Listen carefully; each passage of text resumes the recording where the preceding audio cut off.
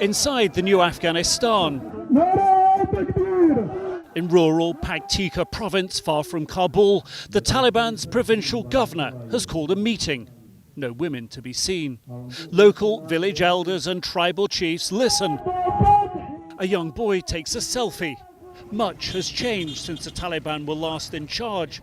Smartphones and social media. But poverty, still the country's biggest problem. We have many expectations and we are praying the Taliban will deliver.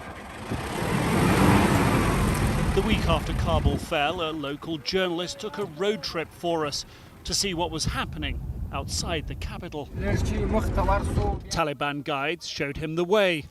At the border, changes already underway.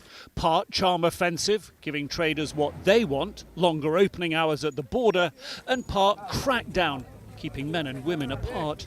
Let me tell you, before we had one single line for both men and women. Now we have two. They are kept apart. Pakistani officials easing into the new relationship, backing the segregation. On this journey, two things become clear: Afghanistan's near financial collapse and the hard switch to religious rule. Spotting a crowd, the team stop. It's a provincial courthouse. Inside, local leaders careful to praise the new boss.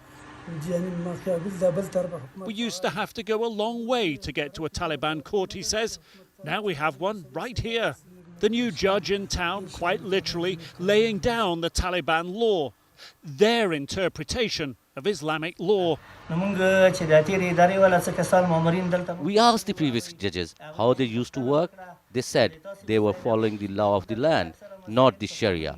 In Islamic Emirate, all court proceedings are according to the Sharia law.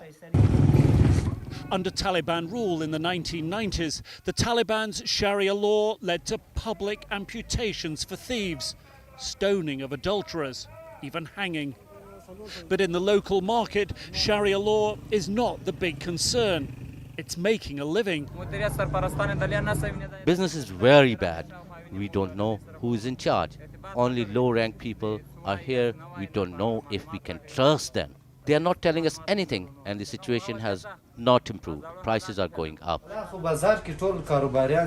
In the barber's shop, business is down. It's not only me, he says, but business is bad in the market. It's not as good as before.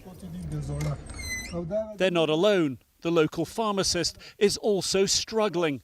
Stocks already depleted under the last government. The clinic's maternity nurse, also worried about finances, says the previous government didn't pay her for the past 4 months and she can't afford to go home. Closer to Kabul, another doctor. More problems. Day and night, he says, we get 25 to 30 patients, and we have just one doctor and one nurse for them all. Outside the hospital, the Taliban claim an alternate reality.